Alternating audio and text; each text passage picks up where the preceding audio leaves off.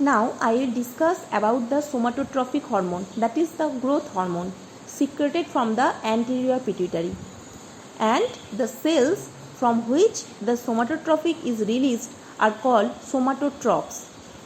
These are one type of acidophil cells. Okay, actually growth hormone is a protein hormone made up of about 191 amino acids.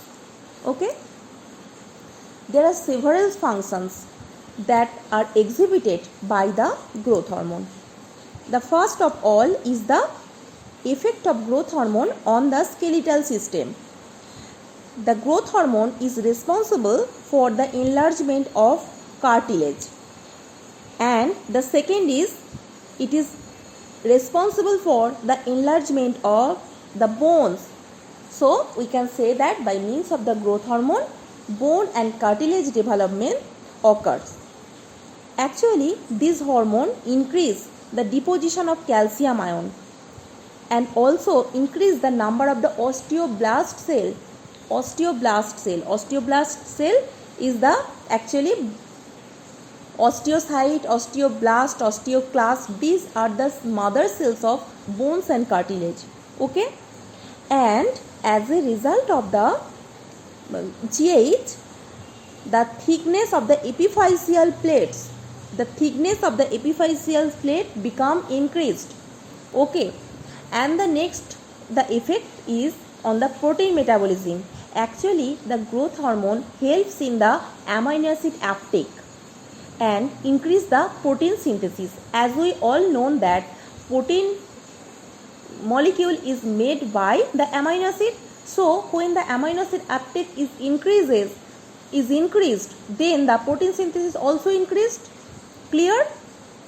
As a result, our body mass become increased. Clear? Then the effect of the GH on the carbohydrate metabolism. Actually, growth hormone is hyperglycemic hormone. Hyperglycemic means the hormone helps to increase the sugar level in the blood. Clear? Actually, GH hormone is hyperglycemic hormone. Hyper means more and glycemic means amount of the sugar, glycogen, glycis from glucose. So GH is responsible for increasing the glucose level in the blood during the fasting state. Fasting state means the state in which no foods are intake. Okay. Achha. Next, the portion is the effect of lipid metabolism. Actually, these hormones is responsible for increasing the number of free fatty acid level in the blood. Actually, this hormone helps to increase the free fatty acid in the blood. Okay. The next point is the electrolyte metabolism. The effect of GH on electrolyte metabolism. Electrolytes means different ions like sodium ion, chlorine ion, calcium ion. These are all electrolytes.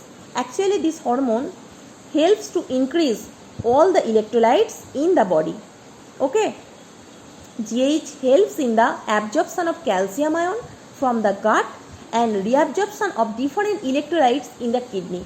You all know that during the time of the excretion or during the time of the urine formation, there are several ions that are reabsorbed from the collecting duct of our nephron, and among these ions, calcium is one of them. As a result of the reabsorption, we can retain the ions within our body. Clear? Okay. The next point will be milk production. Actually, GH is a trophic hormone. We all know that. And it has also effect on the milk production. Okay. And the effect on erythropoiesis. Erythropoiesis means the production of the RBC. Actually, growth hormone also increases the production of the RBC. RBC production is increased by means of the somatotrophic hormone. Okay. Now we have completed the functions of the GH or STH. Now we will discuss about the disease or the symptoms that are caused due to hypo or hypersecretion of this GH.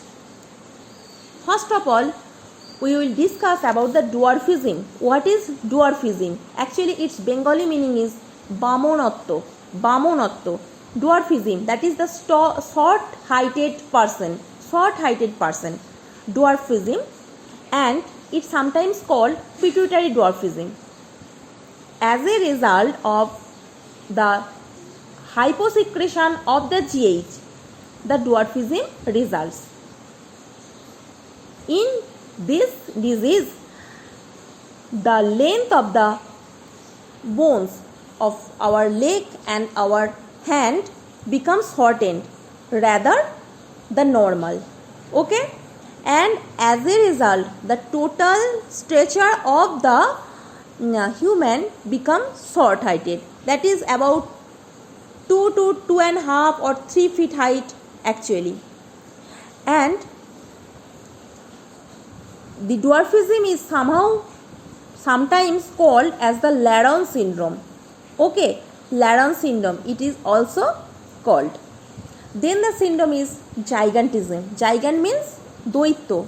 So, due to hypersecretion of the pituitary STH or growth hormone, the length of both the bones and cartilage of our body parts, that is the leg and the hands, become so long that the human looks like just like the gigant.